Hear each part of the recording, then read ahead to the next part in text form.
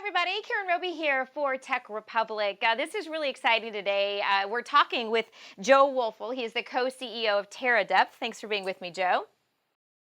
Thanks for having me. Definitely. This is really cool. So we'll get into Terradepth, what you guys are doing, but I'm going to just read kind of off the top. I think this is a good way to summarize that what you guys are doing and are working towards is a fleet of fully autonomous deep ocean data collection submarines. Off the top, that just sounds like a lot, really interesting, really just truly a fascinating. Tell us a little bit about how this came about. I mean, you don't just wake up one day and say, yeah, this is what I think I'm going to do. I mean, this has been a whole lifetime of work, I guess, that's feeding into this. Yeah, thanks, Karen. It has been a long time in the making. So my co-founder and I met in the Navy actually in 2004. So it's been a while in the works, but we met there and kind of started to understand how really little humanity understands about the ocean. And that idea has sat in the back of our heads since then. And so finally, we got to a position where we were able to start Terradepth, and here we are. And so when we're going to get in a few minutes to the tech behind the tech and what all is involved here. But when you say humans that we know so little, I mean, how much do we really know? I mean, it's so vast the amount of to cover there. I mean, there's Sure. Yeah. So, the ocean encompasses about 70% of the planet's surface area, and that's a number you hear a lot. You also hear that we know more about the surface of Mars than we do about the ocean, which is also a fact. But a number that people don't really think about too much is 98.5, and 98.5% is actually the amount of Earth's biosphere that is comprised of the ocean, right? And so that's all the livable space on the planet. And so 98.5% of that's the ocean.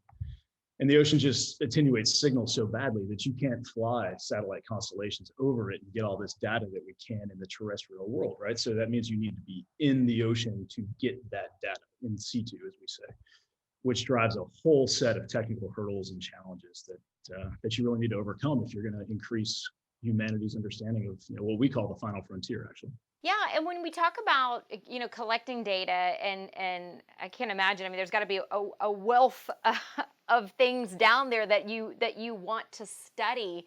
Talk a little bit about the things that you hope to look at and what all would be involved here. Yeah, so the ultimate vision of Terradepth is to really complete what the Google Earth initiative started, right? So Google Earth started, and we've got very high resolution maps of the terrestrial environment, but we don't really have good ones of the ocean. A lot of the bathymetry, the topology of the seabed that you see on say Google Earth is really extrapolated data from satellites, where the satellites say, okay, well, this is the way that the surface of the ocean is behaving, so there must be something of gravitational importance down there, which is why you have US Navy submarines running into mountains like what happened in 2005, right? So, a major effort at Terradepth is to gain bathymetry on scale so that we really understand what the bottom of the seabed looks like to a high degree enough of resolution that we can make good decisions about what's down there. But part of the Terradepth data collection story is really much broader than that, right? Because we're going to be going in this very hostile, remote environment. So we want to get all the data that we possibly can. So we've designed a way to provide high energy at sea to the robot so that we can have a multitude of sensors. So instead of just bathymetric data, now we're talking about getting chemical data, environmental DNA data, optical data, and others, right? So really we're just limited by the amount of energy we can deliver to that sensor payload on the robot. And when you talk about that amount of data, Joe, obviously more than humans, when that information is back here to us, can actually go through. I mean, AI playing a big role, machine learning here. Correct. Yeah. So AI and machine learning actually plays a role in both our data collection operation and on the back end when the user is going to interact with the ocean data. So our first major milestone really was proving that we could do an advanced and high degree of edge compute on the robot in the water, all inside of a pressure vessel, really. And so we've worked two machine learning models that we run simultaneously in that data processing pipeline. And so what that allows is for the robot to go do a surveying mission and then make inferences about what it saw, whether it's an object of importance or region of importance, and then go back and resurvey for greater fidelity on that data that it collected the first time, all autonomously with no human in the loop in that operation. So that's where AI ML plays a role on the robot. But then also when you're dealing, to your point, Karen, with these terabytes of data that are coming back, we've also taken a hard look at how to reduce human cognitive load while you're looking for things that are important, right? So we're using those machine learning models then to flag human interest in the cloud. All right, and you mentioned that major milestone too, just getting over that. So where do you guys stand in terms of the trials, and what type of timeline are you looking at now? Right. So backing up a little bit, the first thing that you really need to do to scale ocean data is make the robot really smart, right? So that's the thing that we just proved. But it doesn't matter if your robot's really smart if your robot can't stay out for a very long time without humans interacting with it, right? If you're going to be recovering this robot, every day, 2, 3 days, it's just unscalable, especially with 310 million square kilometers of ocean that needs surveying.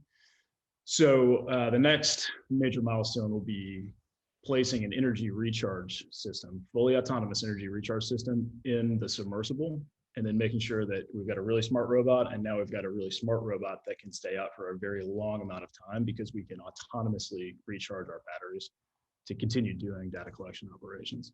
So we anticipate that test to be done sometime in the next 90 to 120 days, at which point we'll have proven we call it the CONOP, the concept of operations at Terradepth, which is really the key, we think, to having a scalable ocean data collection capability. Very good. And Joe, from going from being a Navy SEAL and then now to bringing this dream to life.